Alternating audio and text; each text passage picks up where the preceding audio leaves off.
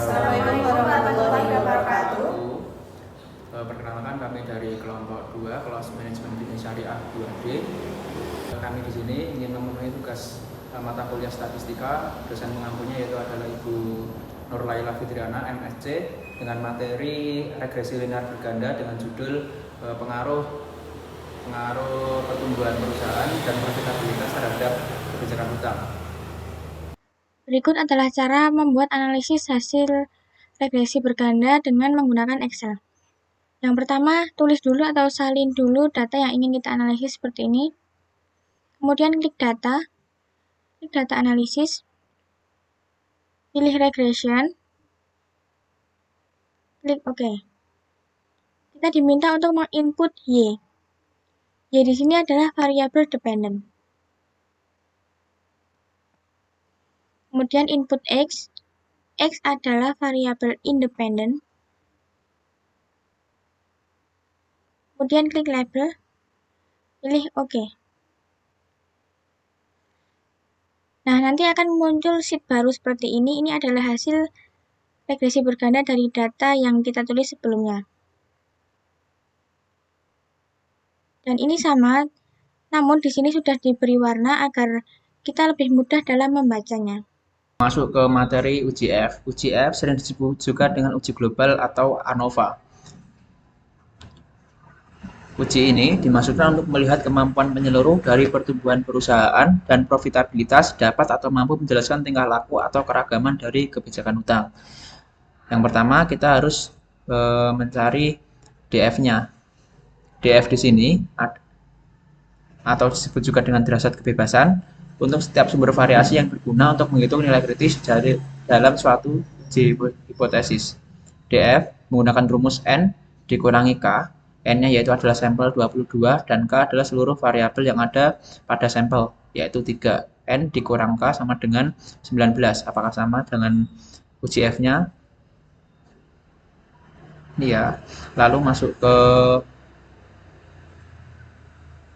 F hitung. Harus membandingkan antara F hitung dengan F tabel. Penggunaan uji F bertujuan untuk mengetahui apakah variabel bebas X1 dan X2 secara signifikan bersama-sama berpengaruh terhadap variabel Y. Dapat dilihat bahwa nilai F hitung sama dengan 4,03 dan F tabel 3,52. Maka F hitung lebih besar daripada F tabel. Jadi kesimpulannya menolak H0. Antara pertumbuhan perusahaan dan profitabilitas bersama-sama berpengaruh terhadap signifikan kebijakan hutang. Lalu harus mencari signifikan F digunakan untuk menilai apakah seluruh variabel independen secara simultan memiliki pengaruh yang signifikan terhadap variabel independen. Dapat dilihat bahwa nilai sigma signifikansi di sini adalah 0,03 menggunakan kode F di DIST.RT. Nilai menggunakan p-value, jika p-value-nya kurang dari 0,05 maka menolak H0. Di sini p-value-nya menolak H0 karena p-value-nya 0,03 lebih kecil daripada 0,05. Artinya ada pengaruh signifikan antara pertumbuhan perusahaan dan profitabilitas terhadap kebijakan hutang. Selanjutnya saya akan menjelaskan tentang regression statistik multiple R. Multiple R atau koefisien korelasi digunakan untuk mengukur kekuatan hubungan linear antara dua variabel. Hasil regresi menunjukkan multiple R sebesar 0,54830121. Artinya hubungan antara variabel dependen kebijakan hutang dan variabel independen pertumbuhan perusahaan dan profitabilitas sebesar 0,54 yang berarti bahwa memiliki hubungan yang kuat positif. Semakin tinggi pertumbuhan perusahaan, maka akan semakin tinggi juga kebijakan hutang perusahaan.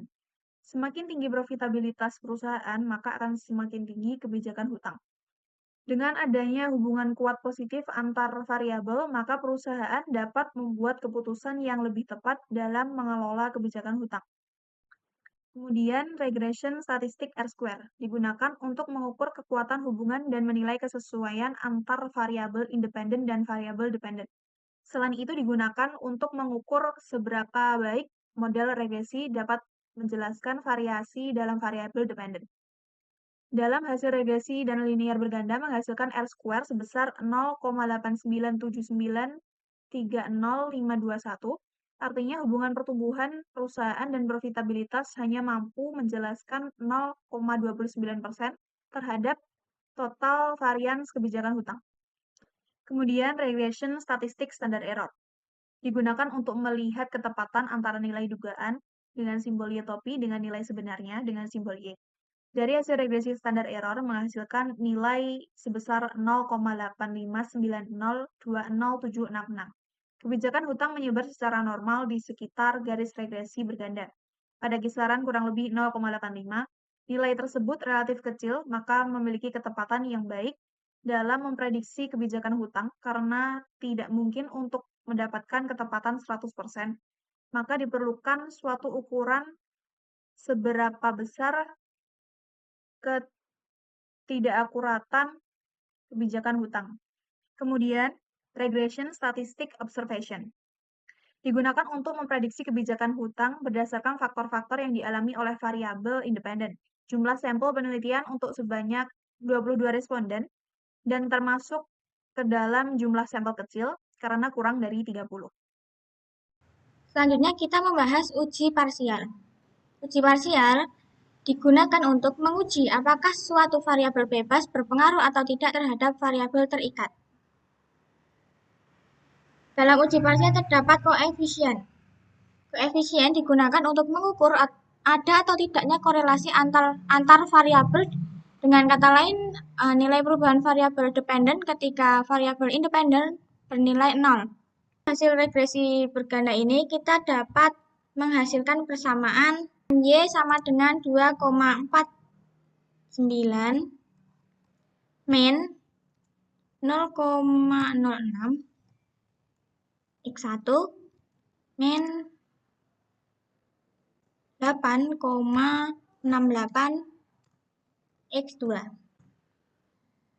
Dari persamaan berikut kita dapat menginterpretasikan bahwa jika pertumbuhan perusahaan dan profitabilitas tidak ada perubahan, maka nilai koefisien kebijakan hutang sebesar 2,49. Jika pertumbuhan perusahaan turun satu satuan, maka kebijakan hutang sebesar 0,06. Dan jika profitabilitas turun satu satuan, maka kebijakan hutang sebesar 8,68. Selanjutnya ada standar error pada uji parsial. Ini digunakan untuk mengukur ketepatan estimasi koefisien regresi variabel independen 1 dan 2, apakah akurat atau tidak.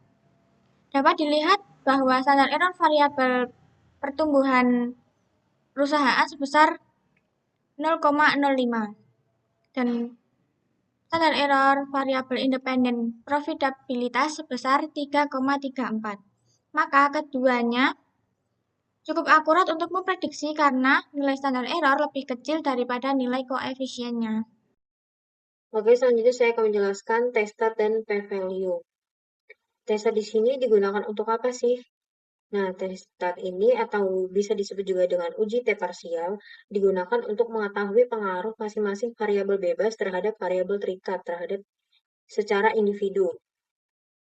Nah, tested di sini terdapat dua variabel, yaitu variabel independen 1 dan variabel independen 2. Di mana dapat dilihat dari tested ini itu sebagai pertumbuhan perusahaan, yaitu senilai min 1,1120209.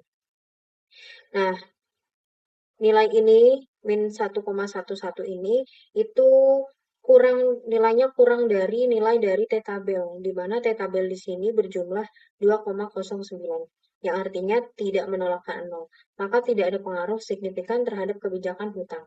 Nah, sedangkan T-star dari variabel independen 2 di sini berjumlah min 2,5976208,85, di mana nilai ini itu lebih besar dari nilai T-tabel, yang mana T-tabel yang sudah disebutkan itu berjumlah 2,09, yang artinya menolak H0 atau menerima H1.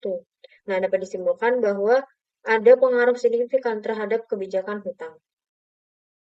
Kemudian selanjutnya yaitu p-value. P-value itu digunakan untuk apa? Digunakan untuk mengukur signifikansi statistik dari hasil analisis dan mengambil keputusan yang lebih tepat berdasarkan data yang valid. Nah, dapat dilihat nilai p-value itu dari variabel independen 1 senilai 0,200002326, yang mana di sini nilainya itu lebih besar dari 0,05, yang artinya apa? Pertumbuhan perusahaan tidak ada pengaruh signifikan terhadap kebijakan hutang.